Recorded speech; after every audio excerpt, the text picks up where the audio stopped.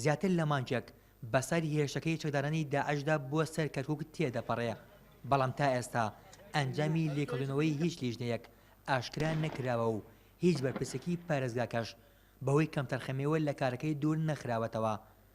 لە پاش هێرشەکە 3 لیژنە بۆ بەدواداچوونی ڕووداوەکە پێکێنرا، لیژنێک لەلایەن ئەنجومەنی پارێزگای کەرکوک و لیژنێک لەلایەن وەزارەتی ناوخۆی عێراق و لیژنێک لەلایەن پەرلەمانی عێراق. بەڵام تا ئێستا لێکۆڵینەوەکان بەردەوامن و هیچ ئەنجامێک بڵاو نەکراونەتەوە. بەڕێوەبەری پۆلیسی قەزاونەحەکانی کەرکوک دەڵێت پێویستە لێپێچینەوە لە کەسانی کەم تەرخەم بکرێت و دەستخۆشیش لەو کەسانە بکرێت کە لە هێرشەکەدا ڕوبەڕووی چەکدارانی داعش بوونەوە. بەداخەوە ئەوەی کە لە 21 مانگا کە ڕوویدا دیارە لیژنە لەسەر پۆلیسەوە لیژنە تشکیل کرا لە بەغداوە هاتە ئێرە دەستیان کرد بە لێکۆڵینەوە راپۆرتی خۆشیان نووسیوە گەڕاونەتەوە چاوەڕێی نەتیجەیەکەندانن کە ئەوان ئیجرائاتیان چییە بێ کە بە هەتاکید هەر کەسێک کە کەم و کۆڕی هەبێت لێپرسینەوەی لەگەڵاکرێت. ئەمنیەتی ناو شاری کەرکوک بەس پۆلیسی لێ نییە، ئاسایشی شەیە، دەستگای تریشەیە و پێشمەرگە شەیە و حەشتی شعبیش دە سنووریا هەبووە کە چەکدارەکانی کە لێوە هاتوون دەبینی پێشمەرگە و حەشتی شعبیەوە هاتوون و خەڵکیش گیراوە ئەوانە هەموو تەفاسیلەکانیان لایە.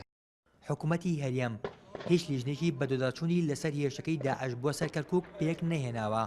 لە کاتێکدا زۆربەی بەرپرس و هێزە ئەمنیەکانی شارەکە کوردن و سەر بە هەرێمی کوردستانن. بەڵام لیژنەی ئەمنی لە ئەنجومەنی پارێزگای کەرکوک لێکۆڵینەوەی لەگەڵ بەشێک لە بەرپرسانی ئەمنی شارەکە کردووە. ئەندامێکی پەرلەمانی عێراق دەڵێت پێویستە ئەنجامی لێکۆڵینەوەکان ئاشکرا بکرێن و کەسانی کەم تەرخەم لێپرسینەوەی توندیان لەگەڵدا بکرێت.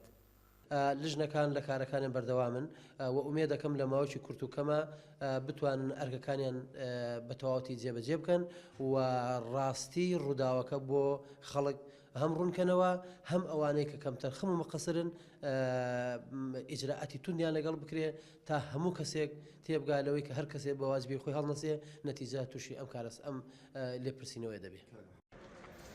ڕۆژی 21 مانگی ڕابردوو ژمارەیەک چەکداری داعش هێرشان کردە سەر شاری کەرکوک و چونە ناو ژمارەیەک باڵخانە و بینای حکومی شارەکە و پاش 3 ڕۆژ لە ڕوبەڕووبوونەوەی هێزە ئەمنیەکان لەگەڵیان بە تەواوی تێکشتێنران و نزیکەی 100 چەکداری داعش کوژران و 112 کەسش لە هێزە ئەمنیەکان و هاوڵاتیان شەهید بوون و نزیکەی 300 کەسش بریندار بوون.